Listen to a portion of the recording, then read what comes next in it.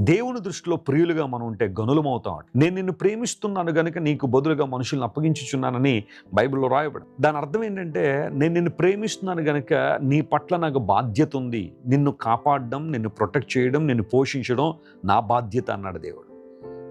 వింటున్నారా? దేవుడు మిమ్మల్ని ప్రేమిస్తున్నాడు కనుక.